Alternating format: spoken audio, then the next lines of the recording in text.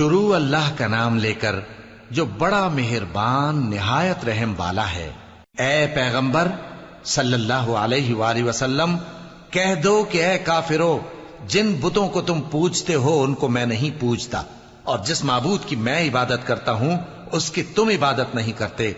और मैं फिर कहता हूं कि जिनकी तुम परस्तिश करते हो उनकी मैं परस्तिश करने वाला नहीं हूं, और न तुम उसकी बंदगी करने वाले मालूम होते हो जिसकी मैं बंदगी करता हूं।